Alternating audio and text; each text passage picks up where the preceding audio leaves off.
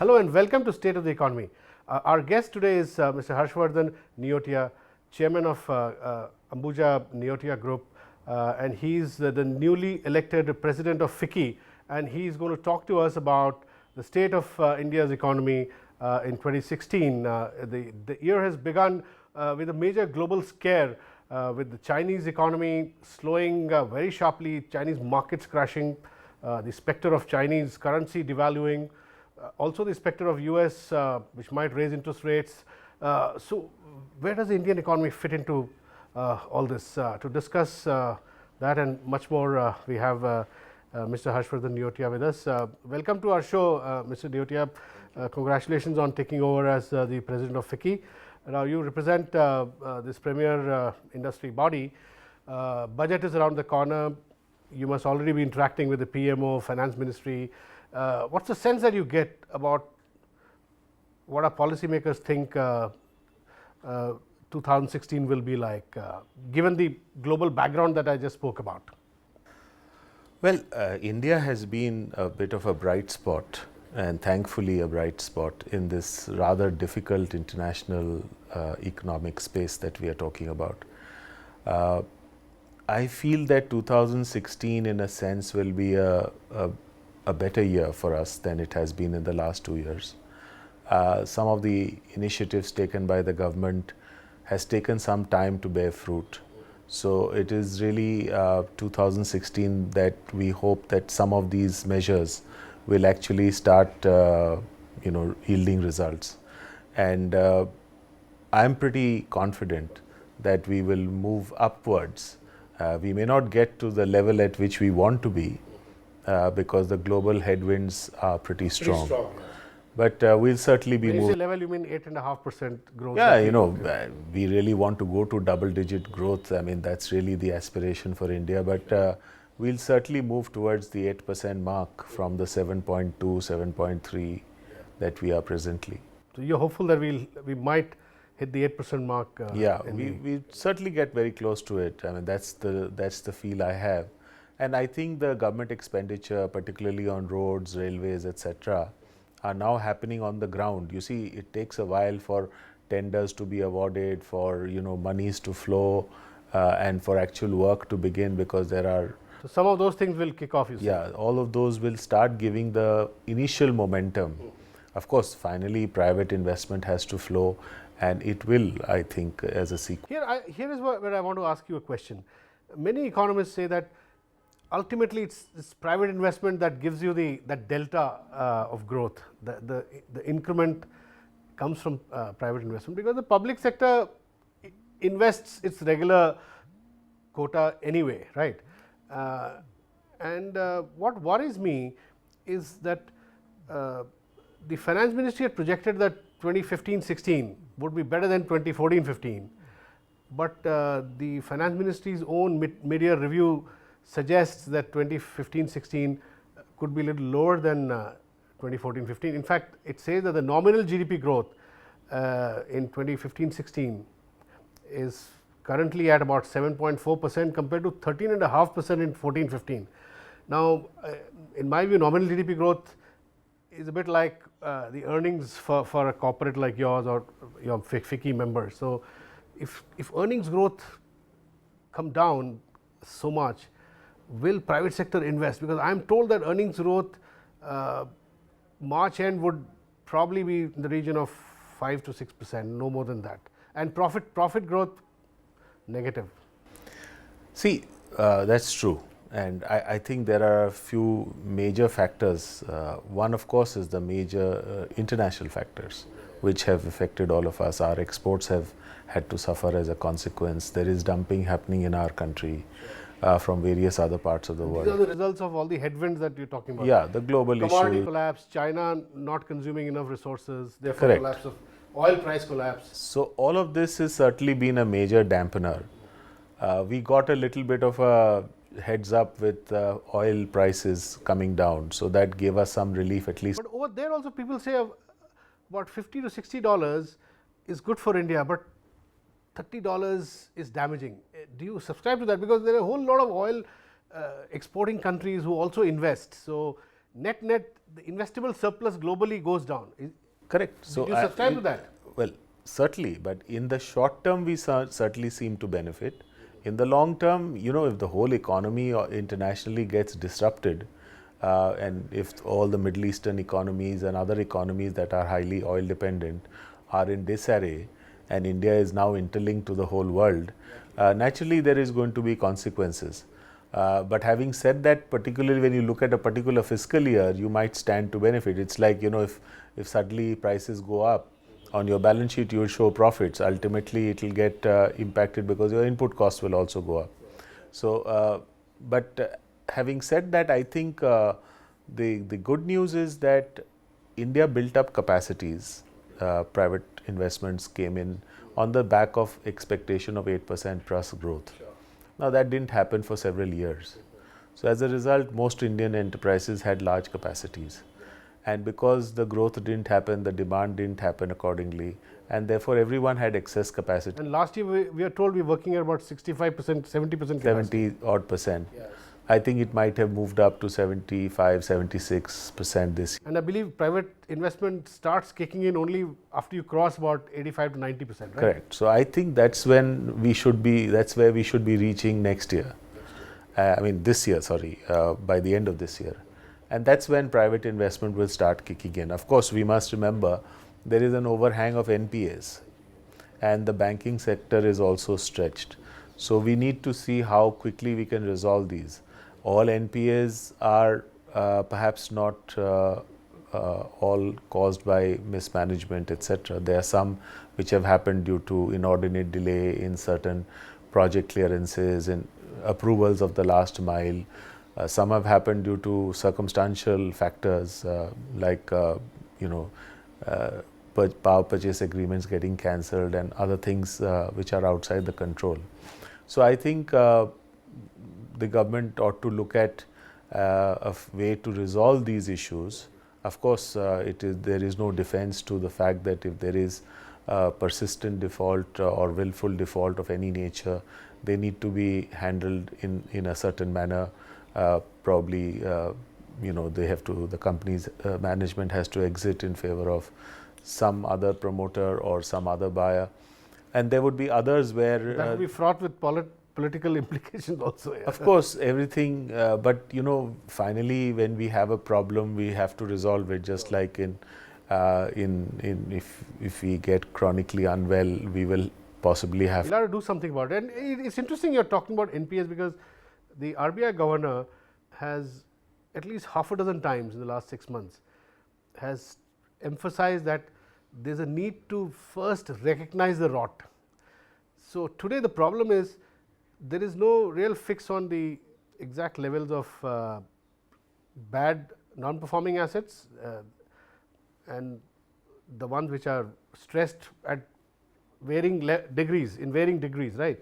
So, so do you favor the RBI's new instruction to banks that please recognize and force borrowers, corporates to make provisions before March 31st?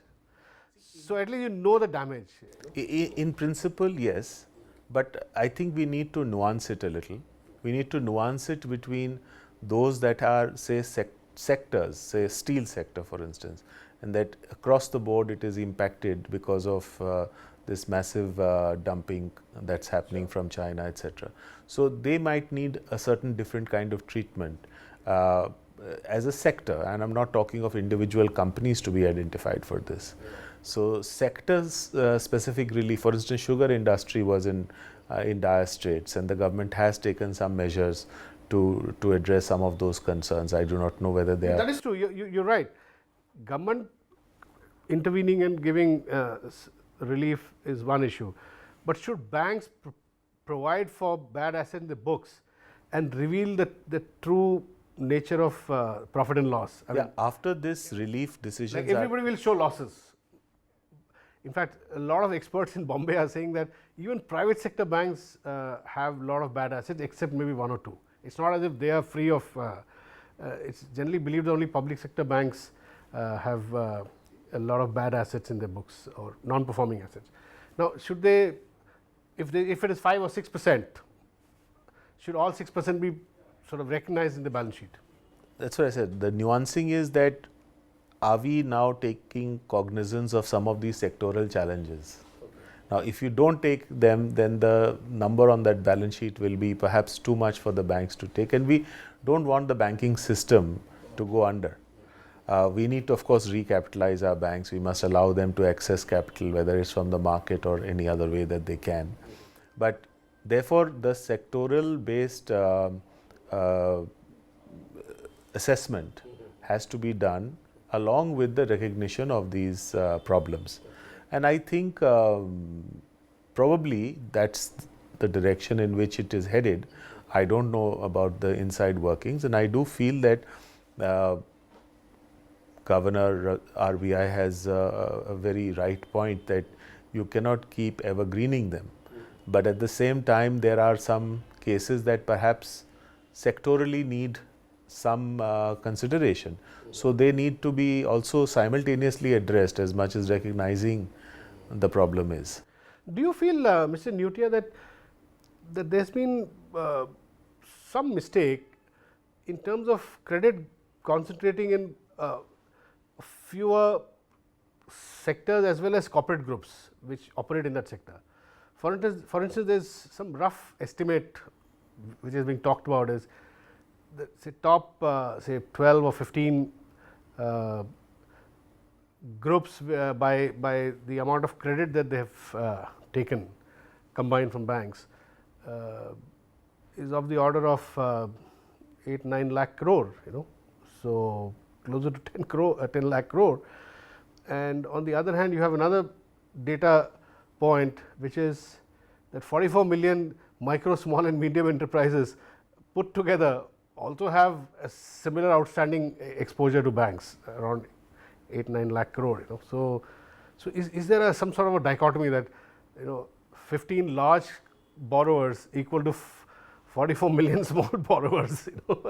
I am no one to comment or judge on this, because obviously there on the face of it, does it seem a bit? No, I don't think that's a statistical analysis I would venture into, because obviously the people who have got large borrowings are people who have got large projects, and those projects were bankable, and those projects, I assume, they assessed that the capability of the promoter was there to execute them. In some odd case, they may have been a misjudgment or a wrong assessment, but then that would be a odd case in point. To generalize that why a particular large company would borrow large is because the capacity to build large projects do not lie with micro and small enterprises, and therefore large borrowings are in order, provided of course that the due diligence was inappropriate. And I would assume that in majority of the cases the due diligence would have been appropriate. Sure. But as in everything, there would be mistakes. It's not to say that there wouldn't have been any mistakes, but to also say that there's a conceptual mistake, I don't think I subscribe to that view. Yeah. No, I'm not saying it's a conceptual mistake. All I'm saying is, on the other hand, this very government is also saying that banks don't lend to small and medium enterprises, because often the lender does not have the capacity or capability or even the inclination to look at so many small projects. It takes so much more time. So it's easy to lend to a big 5,000 crore project, and sort of it's on the banker's part also. You could argue that it could be a bit of lazy banking to just look at some big projects and then sit back.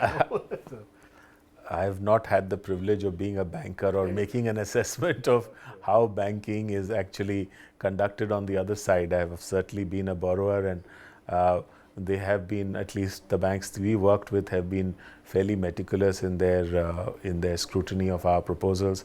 And it is true that even, if you look at us, we'd be happier to do large projects than smaller projects, because the time and effort you put into anything is disproportionately higher in smaller things. But having said that, I think the bank will look at the risk profile, its distribution. There are various factors. every bank would have a risk distribution portfolio. And I'm sure they would have internal controls to see that how much they will put into big projects vis-a-vis small projects, vis-a-vis medium-sized projects, and I'm sure that must have been followed. I know. I mean, I'm not talking about groups or companies in particular. Even in sectors, they may have over-invested in infrastructure, because infrastructure was a big story 10 years ago.